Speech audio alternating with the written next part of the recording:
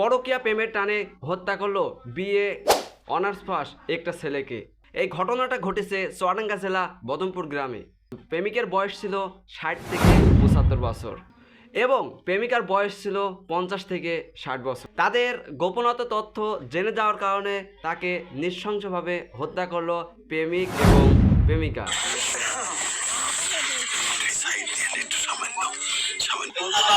আমি সকালবেলা চুয়াডাঙ্গা গেছি 10টার দিকে। ও পানি নিতে এসেছে, আমার বড় আব্বা মেশিন নিয়ে যাবো না, হুমায়ুন ভাইরা মেশিন চালাচ্ছে, তেল দিয়ে পানি নেবো, কারণ ভালো হবে। ও তেল দিয়ে পানি নিতে এসেছে, আমি চুয়াডাঙ্গা চলে গেছি। সারাদিন আমার সাথে আর কথা নেই। চুয়াডাঙ্গাতে বাড়িয়েছি তখন মানে 3টি বেজে গেছি। আমার ভাগ্নেকে যারা এইভাবে কুপিয়েছে, আমরা এর বিচার আমরা ফাঁসি চাই, ফাঁসি চাই, ফাঁসি চাই। মাসুদ হাসান রঞ্জু যারা যে বা যাহারা তাকে হত্যা করেছে তার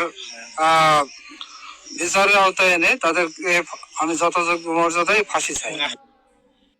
হ্যাঁ, এটা কিন্তু চুয়াডাঙ্গা জেলা দামোদা থানা বদনপুর গ্রামে ঘটেছে।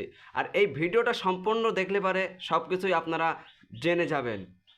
তাই ভিডিওটা না টেনে সম্পূর্ণ ভিডিওটাই দেখতে থাকুন এবং কমেন্টে আপনাদের মতামতগুলো বলেছেন। পরকীয়া প্রেমের টানে হত্যা করলো একটি যুবককে, বিএ অনার্স পাস।